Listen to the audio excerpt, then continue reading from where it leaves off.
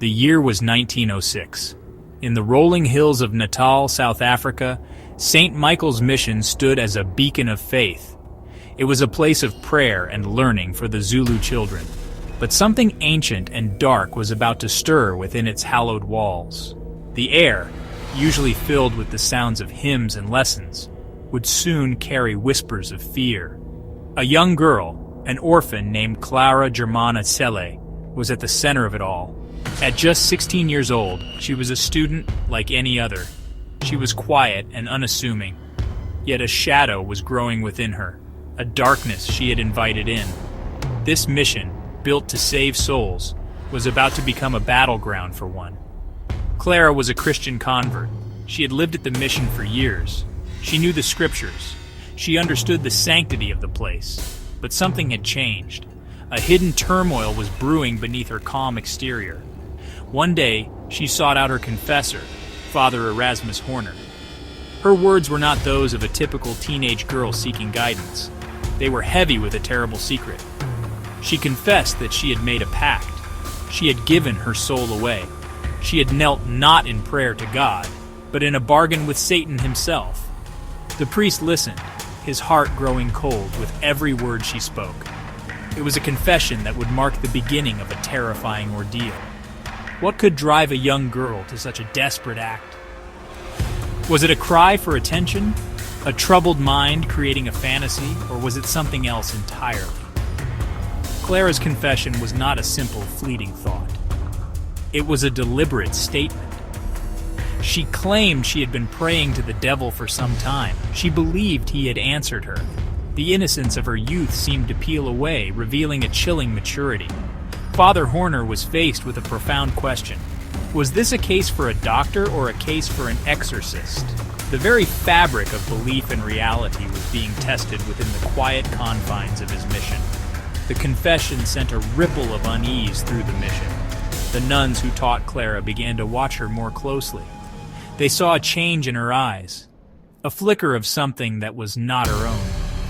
The atmosphere at St. Michael's grew tense. The familiar routines of daily life were now tinged with a sense of dread. The story of her pact spread in hushed tones among the staff. They wondered if they were prepared for what was to come. They prayed for Clara, but also for themselves. They were standing on the edge of a chasm, staring into a darkness that defied all logic and reason. The chilling events had only just begun. Shortly after her confession, Clara's behavior began to spiral into something truly monstrous. The first signs were unsettling, but they quickly escalated into undeniable horrors. She started speaking and understanding languages she had never been taught. Polish, German, French. The words flowed from her lips with perfect fluency. Witnesses, including some of the mission staff who knew these languages, confirmed their authenticity. It was a chilling display of knowledge she could not possibly possess. This was not the Clara they knew. It was as if another intelligence was looking out from her eyes, speaking with her tongue, and mocking the very idea of human limitation. Her physical abilities also transformed in terrifying ways. Clara, a slender 16-year-old, suddenly possessed a strength that defied explanation. It was said she could overpower several grown men at once. Nuns who tried to restrain her were thrown across rooms with terrifying force. She became a whirlwind of violence, her body a vessel for a raw, untamed power. The attacks were vicious and personal. She seemed to target religious symbols, tearing at crucifixes and rosaries. The nuns, her former teachers and caretakers, became the objects of her fury. They looked at the girl they had nurtured and saw a monster staring back. Perhaps the most terrifying phenomenon was the levitation. Over 170 people would later sign sworn statements attesting to what they saw. They watched as Clara's body would rise into the air. Sometimes she would float horizontally, stiff as a board. Other times, she would levitate vertically, her feet several feet off the ground. She would often be found this way, suspended in the air, her eyes wide with a horrifying emptiness. The laws of physics seemed to bend and break around her. For those who saw it, there was no logical explanation. It was a direct, terrifying challenge to their understanding of the world. It was the work of something supernatural. The fear at St. Michael's Mission was palpable. It was a living, breathing thing that crept through the corridors at night. Clara would emit sounds that were not human. Deep, guttural growls would erupt from her throat, alongside high-pitched, animalistic shrieks. It was as if a whole host of beings were trapped inside her, all screaming to get out. She displayed clairvoyance, revealing the secret sins and hidden thoughts of those around her. No one was safe from her penetrating gaze. The mission had become a prison, and its inhabitants were trapped with a force they could neither comprehend nor control. They knew they needed help. The local bishop was contacted. He knew this was beyond the scope of medicine or simple prayer. He authorized a formal rite of exorcism. 2 priests were chosen for the harrowing task: Father Erasmus Horner, Clara's confessor, and Reverend Mansueti, the director of the mission. They were men of deep faith, but they were about to face the ultimate test. They armed themselves with holy water, a crucifix, and the Roman ritual, the ancient book containing the prayers of exorcism.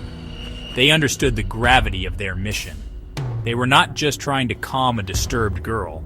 They were stepping onto a spiritual battlefield to wage war against a demonic entity for the salvation of a single soul. The exorcism began on September 10, 1906. The room was prepared, with witnesses present to document the events. As the priest began to recite the prayers in Latin, Clara's body contorted violently. A voice, deep and guttural and filled with ancient hatred, erupted from her lips. It was not her voice. It mocked the priests, blasphemed their god, and cursed their rituals. "You cannot drive me out," it snarled. The entity claimed her soul belonged to it. It fought back with every word of the rite. The air grew heavy and cold. The struggle was spiritual, yet its physical manifestations were terrifyingly real. The battle raged for 2 long days. The priests were relentless, their voices growing hoarse from the continuous Latin prayers. They sprinkled Clara with holy water, and her skin would hiss and steam as if touched by fire. The entity inside her reacted with pure agony and rage.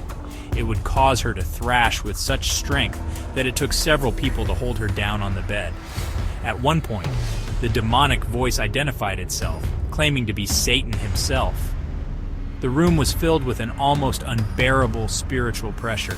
The priests and witnesses felt they were in the presence of a pure, concentrated evil that sought to destroy everything holy. Through it all, the priests persisted. They held the crucifix before her eyes, a symbol of the very power the demon claimed to despise. The entity would recoil, screaming in a chorus of terrifying voices. It was a test of endurance, a war of attrition between the faith of 2 men and the ancient malice of a demon. Father Horner and Reverend Mansueti were exhausted, both physically and spiritually, but they refused to yield. They knew that Clara's life and her eternal soul hung in the balance. They continued to pray, their words a shield and a sword against the darkness that had consumed the young girl. The climax of the exorcism was sudden and profound. As the final prayers of the rite were spoken, a terrifying scream tore from Clara's throat. It was a sound of utter defeat and rage. Then, as quickly as it began, it was over. An eerie, deafening silence fell over the room. The oppressive atmosphere that had choked the air for 2 days simply vanished. Clara's body, which had been rigid and convulsing, went limp. She collapsed onto the bed, completely exhausted but finally peaceful. The violent thrashing stopped. The guttural voices ceased. For the first time in days, the room was still. It was the silence of victory. When Clara awoke, she was herself again. She had no memory of the horrific events of the past 2 days. She only remembered the pact she had made. She looked at the priests and the nuns with clear, calm eyes. The malevolent presence was gone. The first thing she asked for was to go to confession. The entity had been expelled, leaving behind the innocent girl it had tormented. The priests, weary but relieved, believed the exorcism had been successful. The demon had been cast out, and Clara's soul was once again her own. The nightmare, it seemed, was finally over. The story of Clara Germana did not end in that room. The account of her possession and exorcism, documented and signed by over 170 witnesses, remains one of the most compelling and terrifying in modern history. It stands as a chilling testament to events that defy easy explanation. Was it a case of mass hysteria, a severe misunderstood mental illness? Or was it, as the witnesses and priests firmly believed, a genuine case of demonic possession? The sheer number of people who saw her levitate, speak unknown languages, and exhibit superhuman strength makes it difficult to dismiss as mere fantasy. The case leaves us with haunting questions that linger to this day. It challenges our modern scientific understanding of the world. It forces us to confront the possibility that there are forces at play beyond our comprehension. The story of the young girl at a South African mission serves as a chilling reminder that the line between our world and another darker reality may be thinner than we imagine. The eerie silence that followed Clara's final scream was not just the end of a battle. It was the beginning of an enduring, unsettling mystery that continues to whisper from the past. In the weeks that followed the exorcism, the mission's halls, once filled with fear and uncertainty, began to breathe again.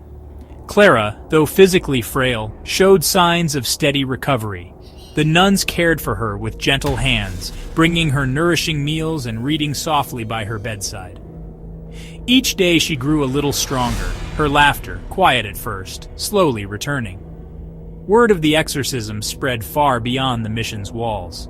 Villagers, once wary, now approached with a mix of awe and apprehension. Some brought flowers and handmade tokens, grateful for what they saw as a miracle.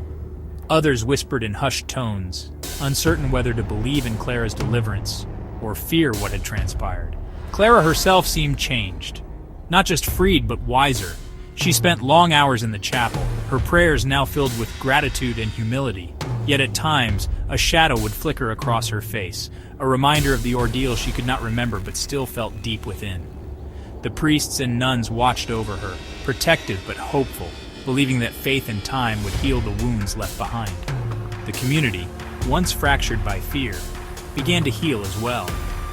Stories of Clara's strength and the priest's courage became a source of unity. People gathered together in the evening, sharing meals and recounting the events, not just as a tale of terror, but as a testament to the power of hope and resilience. Still, the memory of those dark days lingered. The mission's chapel, once a place of dread, was now a sanctuary of light. For Clara and those who witnessed her ordeal, life moved forward, marked forever by what had happened, but no longer defined by it. In the aftermath of darkness, Clara found herself surrounded by a community that, while changed, was closer than ever. The echoes of her struggle would never truly fade, but in their place grew a quiet strength, a reminder that even after the longest night, dawn inevitably comes. In the quiet solitude of his small study, Father Mateo sat by the window, the faint glow of dawn casting long shadows across his worn desk. The world outside was waking, but inside, his thoughts lingered on the night of the exorcism, a night that had tested the very core of his faith. He clasped his rosary, fingers tracing each bead as if counting the moments of doubt and fear he had endured. The battle for Clara's soul had not been fought with strength alone, but with a faith that wavered then steadied in the face of darkness. He remembered the chilling cold that filled the chapel, the guttural voices that mocked his prayers, and the desperate hope that his words would be enough. Father Mateo's voice, though silent to those around him, echoed in his mind. Did I truly believe I could drive out such evil, or was I simply clinging to ritual, hoping for a miracle? The questions haunted him, even as he saw Clara's slow recovery, her laughter returning to the halls. He opened his journal, its pages filled with trembling handwriting from those restless nights. He wrote of the terror, yes, but also of the moments when light pierced through, when Clara's eyes, once clouded with torment, met his with a flicker of recognition. In those moments, faith felt tangible, a shield against despair. Father Mateo knew the scars of that battle would remain, both on Clara's spirit and his own.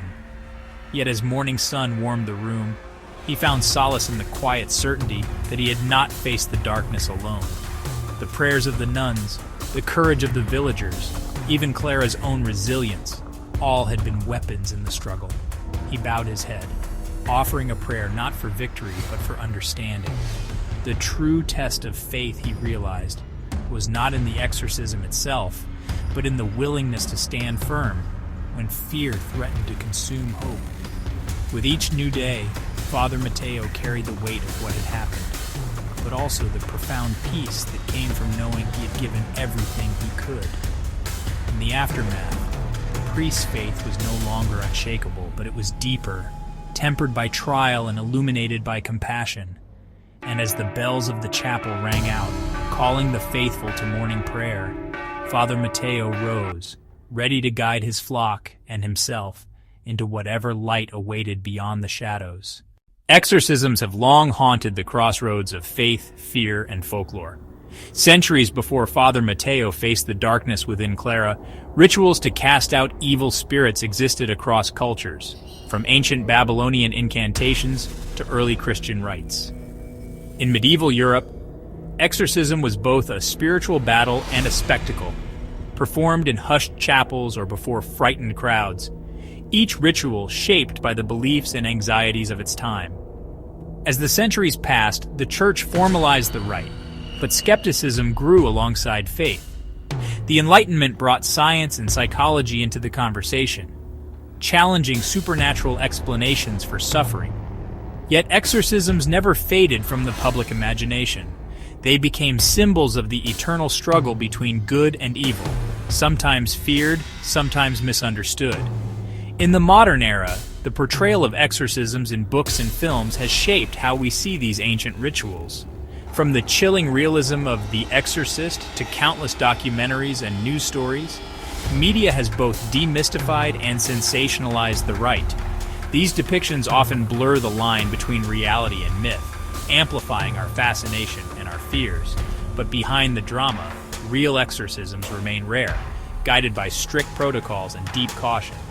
Today, priests like Father Mateo approach these rituals with humility, psychological insight, and a profound respect for the mysteries of the human mind and spirit. Through history and fiction, exorcism endures, not just as a battle against darkness, but as a mirror reflecting our deepest hopes, doubts, and the enduring quest for salvation. As the ancient rituals of exorcism echo through history, modern science offers a different lens, one focused not on spirits, but on the complexities of the human mind. Psychologists and medical professionals have long studied cases once deemed possessions, seeking explanations rooted in mental health. Disorders such as dissociative identity disorder, epilepsy, or schizophrenia can sometimes cause behaviors that, in the past, were attributed to supernatural forces. Hallucinations, convulsions, and dramatic personality changes, once seen as signs of demonic influence, are now recognized as symptoms of treatable conditions. Medical experts emphasize the importance of distinguishing spiritual distress from psychiatric illness. Misdiagnosis can lead to unnecessary suffering or delay proper care. In many cases, individuals who believe themselves possessed are experiencing deep psychological trauma, cultural pressures, or unresolved fears.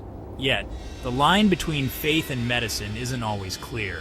Some therapists note that, for certain patients, the ritual of exorcism, when approached with sensitivity, can offer comfort and a sense of release. Others warn of the dangers, the risk of reinforcing delusions, or the potential for harm in intense rituals. Today, collaboration is key. In rare cases where exorcism is considered, priests often consult with doctors and mental health professionals, ensuring that every possibility is explored. The goal is healing, whether through prayer, therapy, or medicine. In the end, the story of possession and exorcism is not just about darkness and deliverance.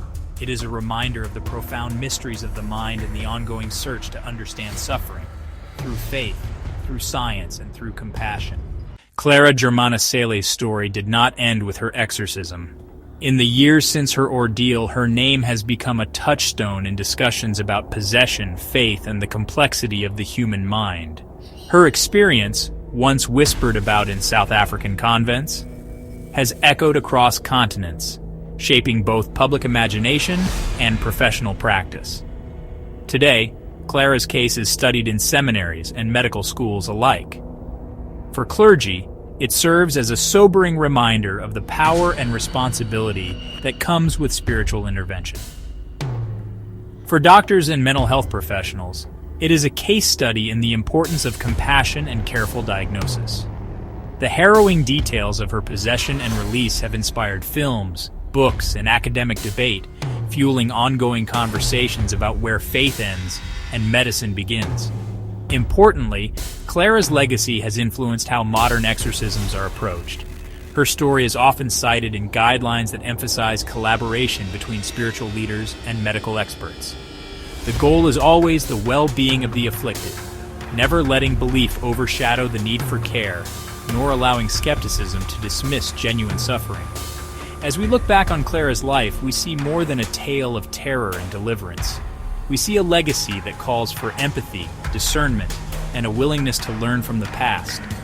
Her story continues to shape how we understand the battle between darkness and healing, reminding us that every case, every person, deserves to be seen in the light of both science and compassion.